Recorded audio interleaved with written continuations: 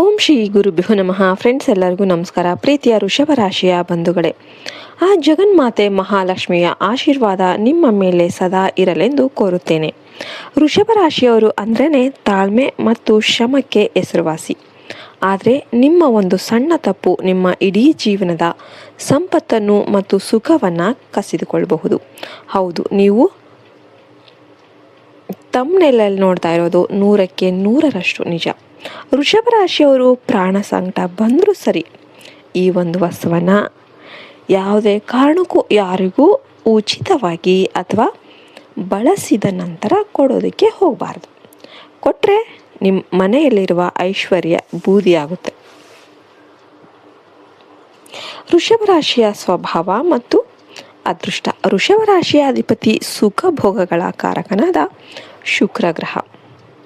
ನೀವು ಸುಂದರವಾದ ವಸ್ತುಗಳನ್ನು, ಐಷಾರಾಮಿ ಜೀವನವನ್ನು ಇಷ್ಟಪಡುವವರು. ನಿಮ್ಮಲ್ಲಿ ಆಕರ್ಷಣಾ ಶಕ್ತಿ ಹೆಚ್ಚು ಇರುತ್ತೆ. ಯಾರಾದರೂ ಬಂದು ನಿಮ್ಮ ಸಹಾಯ ಕೇಳಿದರೆ ನೀವು ತುಂಬ ಮೃದುವಾಗಿ ಅವರಿಗೆ ಸಹಾಯ ಮಾಡ್ತೀರಾ. ಆದರೆ ನಿಮ್ಮ ಈ ಒಳ್ಳೆತನವೇ ನಿಮಗೆ ಶಾಪವನ್ನು ಉಂಟು ಮಾಡುತ್ತೆ.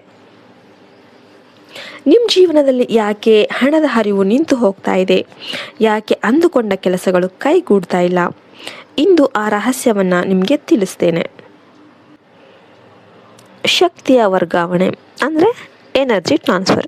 ವೃಷಭ ರಾಶಿಯವರಿಗೆ ಸೌಂದರ್ಯ ಮತ್ತು ಸಂಪತ್ತಿನ ಶಕ್ತಿ ಹೆಚ್ಚಿರುತ್ತೆ. ನೀವು ಬಳಸುವ ವಸ್ತುಗಳಲ್ಲಿ ನಿಮ್ಮ ಯಶಸ್ಸಿನ ತೇಜಸ್ಸು ಅಡಗಿರುತ್ತೆ. ನೀವು ಆ ವಸ್ತುವನ್ನು ಬೇರೆಯವರಿಗೆ ಕೊಟ್ಟಾಗ ನಿಮ್ಮ ಜಾತಕದಲ್ಲಿರುವ ಲಕ್ಷ್ಮೀ ಯೋಗ ಅವರ ಪಾಲಾಗುತ್ತೆ. ಪ್ರತಿಯಾಗಿ ಅವರ ದಾರಿದ್ರ್ಯ ನಿಮಗೆ ಅಂಟಿಕೊಳ್ಳುತ್ತೆ. ಆ ರಹಸ್ಯ ವಸ್ತು ಯಾವುದು ಅಂತ ಈಗ ತಿಳಿದುಕೊಳ್ಳೋಣ. ಆ ಒಂದು ವಸ್ತು ಯಾವುದು? ವೃಷಭ ರಾಶಿಯವರು ಪ್ರಾಣ ಹೋದರೂ ಕೊಡಬಾರದ ಆ ವಸ್ತು ನಿಮ್ಮ ಪರ್ಫ್ಯೂಮ್, ಸುಗಂಧ ದ್ರವ್ಯ, ಸೆಂಟ್ ಅಥವಾ ನೀವು ಬಳಸುವ ಬೆಳ್ಳಿ ಆಭರಣಗಳು ಅಥವಾ ಬೆಳ್ಳಿ ವಸ್ತುಗಳು. ಇದರ ರಹಸ್ಯ ನೀವು ಕೇಳಿ. ವೃಷಭ ರಾಶಿಯ ಅಧಿಪತಿ ಶುಕ್ರನಿಗೆ ಸುಗಂಧ ಮತ್ತು ಬೆಳ್ಳಿ ಅತ್ಯಂತ ಪ್ರಿಯವಾದದ್ದು. ನಿಮ್ಮ ದೇಹದ ಸುಗಂಧವು ನಿಮ್ಮ ಅದೃಷ್ಟವನ್ನು ಸೂಚಿಸುತ್ತೆ.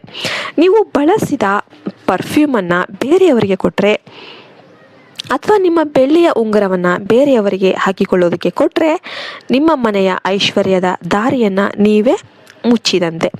ಇದು ನಿಮ್ಮ ಆರ್ಥಿಕ ಸ್ಥಿತಿಯನ್ನು ಹದಗೆಡಿಸುತ್ತೆ.